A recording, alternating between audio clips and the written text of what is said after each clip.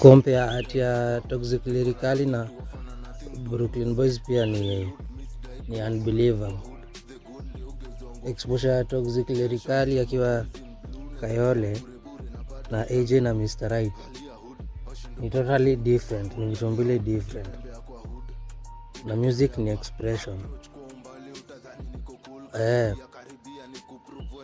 Exposure ya Toxic akiwa East Kayole haiwezi kuwa the same na yenye akina AJ walikuwa nao Buruburu. Na wenye wamekaa vitongoji duni poa wanajua vizuri Buru sio East bana.